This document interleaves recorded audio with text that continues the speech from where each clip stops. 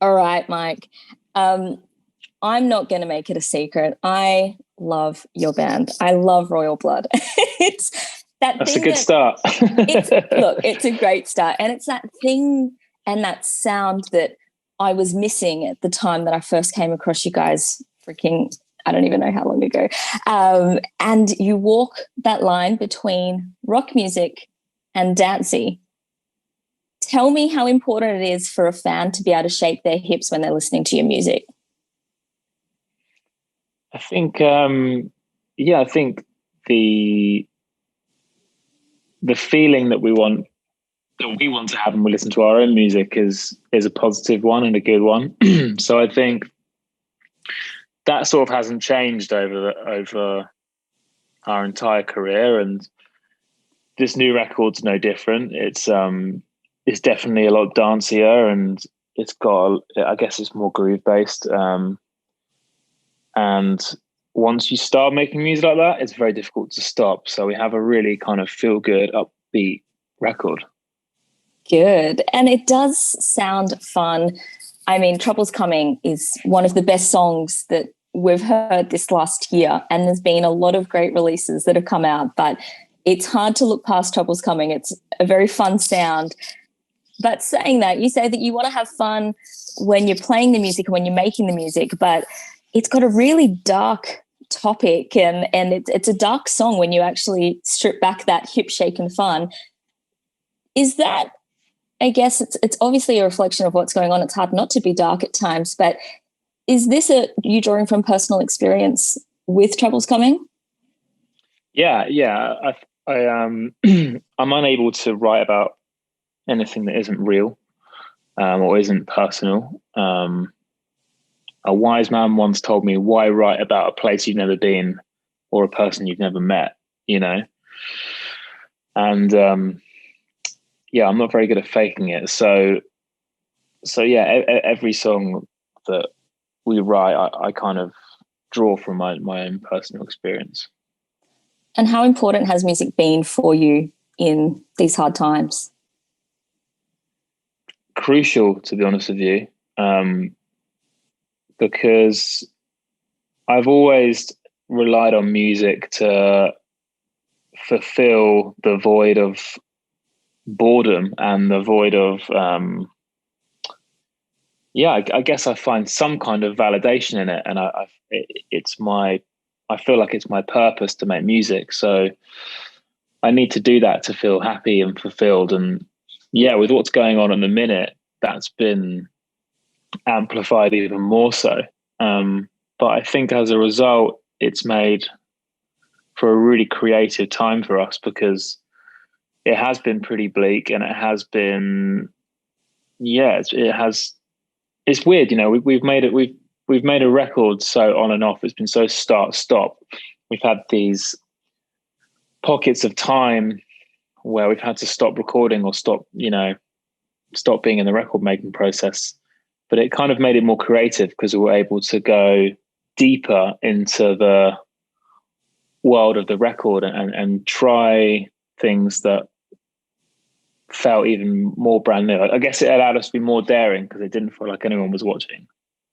And ordinarily when you're making a record, you're so busy touring because you guys are just insane when it comes to your touring schedules. How many times have you listened to Typhoon now before it's come out? Because you've just got all this free time. Loads. I mean, my poor girlfriend has heard it about a million times.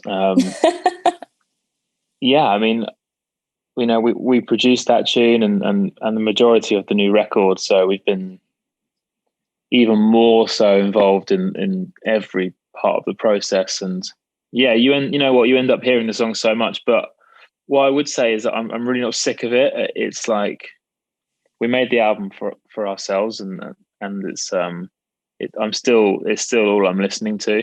It's Good. I still really enjoy it, and it's a good sign, because usually, yeah, it's not uncommon to be pretty sick of your own music by the time it's out, you know. I feel like that's what everybody says. And I just feel for these artists that are sitting on this brilliant album and the fans are calling the songs, and you're just like, oh man, I've got this other great album in the bag that I just want you to hear. But it's so nice to hear that you're still excited on it, and we still got a couple of months to go. So I'm fingers crossed that you guys are still going to feel that energy, which I'm sure you will. It's got a fresh sound. And I think from you maybe not being so busy with your normal life, has that given you some mental freedom to be able to work on the album a little bit longer than you would normally? Definitely.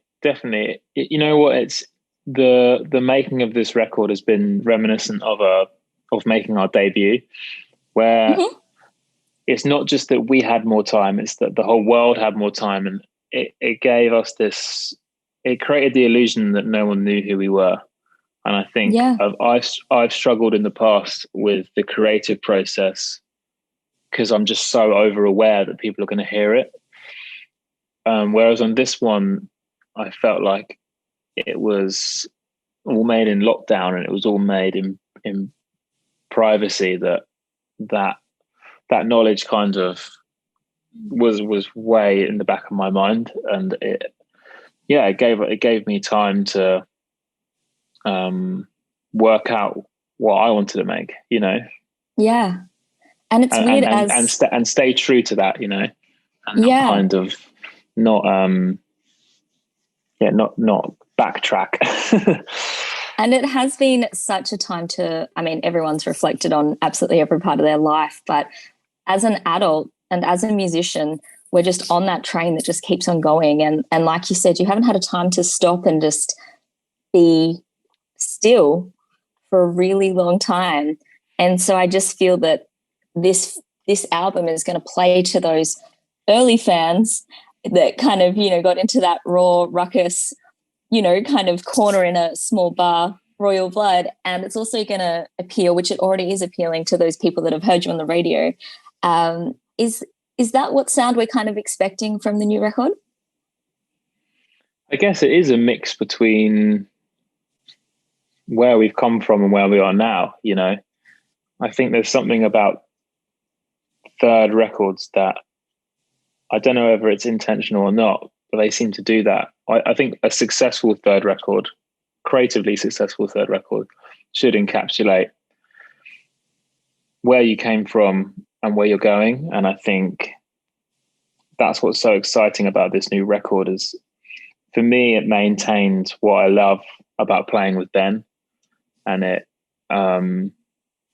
made the chemistry the forefront of all of the music, but it also had a fresh take on what we already do. And to me, it allowed me to see the future of the band, you know, because I think being in a band that's a two-piece, you hedge your bets on less being more, and you set yourself up for restriction from a creative standpoint for your own benefit.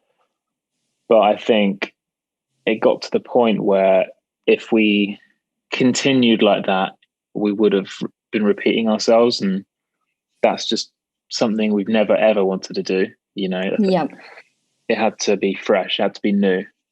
Absolutely. Well, it does sound fresh, and I'm so excited for this album, and it's really been getting me through. It's the summer album it's the summer hit, I say, with Trouble's Coming, for the weirdest summer we've ever had. And I'm never going to forget this song. It's always going to take me to a special place. And I think that I'm not alone with saying that. Thank you so much for your time, Mike. And I'm really excited for the release of the new album. And just keep doing what you're doing. I'm loving how encouraging you are, and how supportive you are of young musicians out there and fans. And you're just getting on socials and really making sure that the people out there know they're not alone. So thanks so much for being just a legend. Awesome. Thanks for chatting. No worries, mate. You take care. Take care. Bye-bye.